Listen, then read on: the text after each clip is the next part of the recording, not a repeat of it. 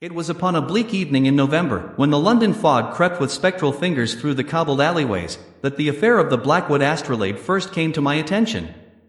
I speak of myself, Mr. Alastair Finch, a man of modest means but, I dare say, of considerable erudition in the fields of antiquarian cartography and forgotten histories. My chambers in Bloomsbury, smelling perpetually of decaying paper and beeswax, were my sanctuary from the relentless march of the modern world. The catalyst arrived in a plain, wax-sealed crate, delivered by a grim-faced courier who vanished into the miasma before a word of inquiry could be uttered. Inside, nestled amongst straw that seemed to crumble at a touch, lay two items. The first was a journal, its leather binding cracked and stained by salt, its pages filled with the spidery, agitated script of one Captain Mordecai Thorne, a navigator and reputed charlatan who had been lost to the sea some 70 years prior.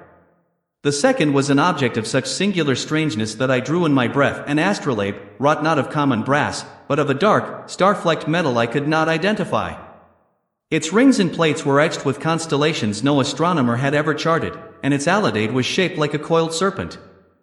Thorne's journal was the work of a man teetering on the precipice of madness or revelation.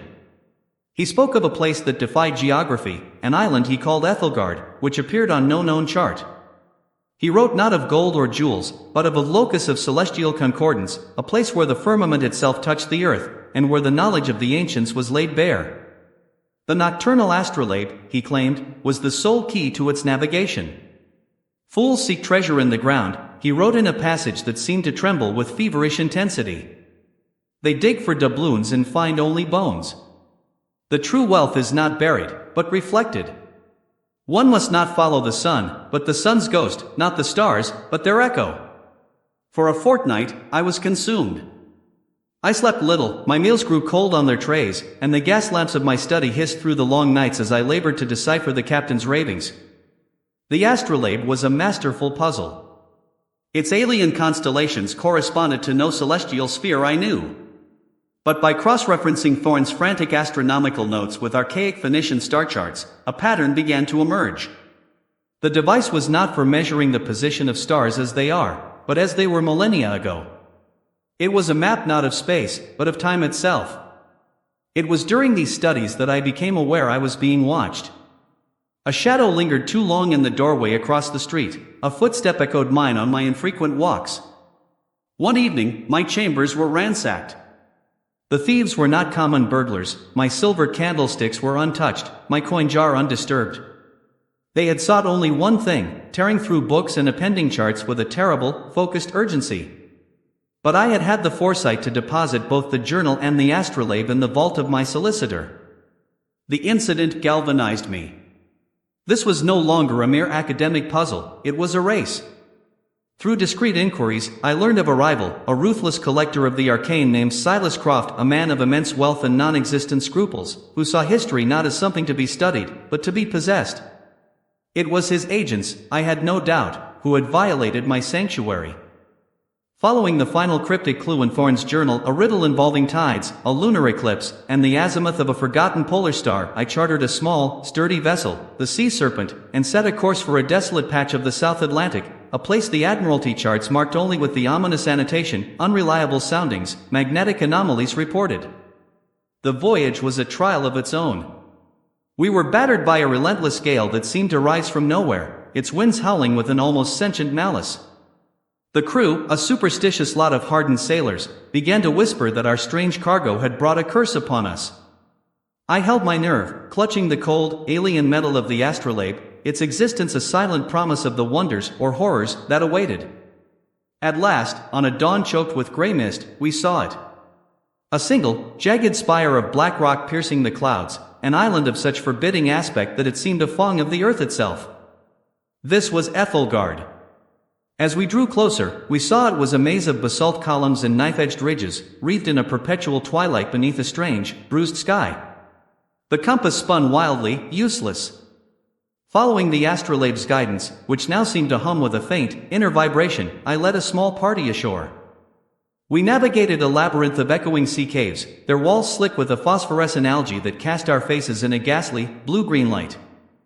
Thorne's journal guided us through the final steps, describing natural formations as if they were architectural waypoints, pass through the needle's eye, and ascend the weeping stair, until you stand before the Silent Oracle. The Silent Oracle was a vast, sheer cliff face of obsidian, polished by eons of wind to a mirror-like finish. At its base was a stone plinth, carved with a circular depression that perfectly matched the base of the astrolabe. As I set the device in its place, the last rays of the setting sun lanced through a gap in the clouds. The serpent-shaped alidate on the astrolabe caught the light, projecting a single, brilliant point of fire onto the obsidian cliff. For a moment, nothing happened. Then, with a groan that seemed to issue from the very bedrock of the island, the point of light softened and spread. The obsidian wall became translucent, revealing not a cave behind it, but a space that was not a space, a swirling vortex of nebulae and constellations, a vision of the raw, untamed heart of the cosmos. It was the locus. The knowledge Thorne had raved about. It was beautiful and terrifying, a sight that promised enlightenment and threatened utter annihilation of the self. A harsh voice shattered the celestial silence. A magnificent spectacle, Mr. Finch. I shall take it from here. Silas Croft stood at the mouth of the sea cave, flanked by two brutish-looking men. He was impeccably dressed, a stark and monstrous contrast to the primeval grandeur around us. The astrolabe, he commanded, extending a gloved hand. A curio like that does not belong in the dusty office of a scholar. It belongs to one who can appreciate its true power. My heart hammered against my ribs, but the sight of the cosmic vista before me had imbued me with a strange courage. This is not a thing to be owned, Croft.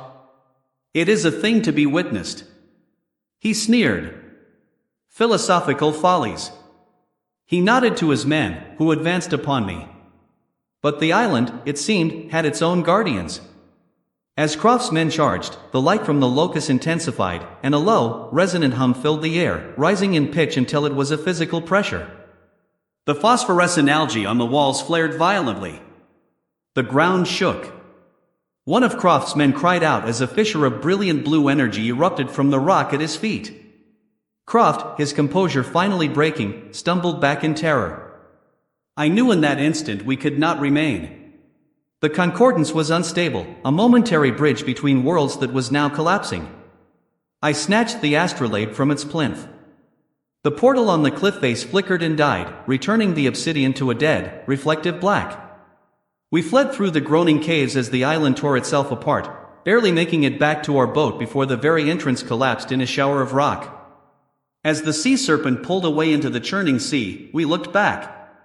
The great spire of Ethelgard shuddered, cracked, and with a cataclysmic roar, slid beneath the waves, taking Silas Croft and his ambitions with it. I returned to London a changed man. The astrolabe now sits shrouded in velvet in the deepest part of my vault, its cold weight a constant reminder of the terrible beauty it unlocked. Sometimes, in the quiet of my study, I still see the swirling nebulae reflected in the glass of my window, and I understand the madness that claimed Captain Thorne.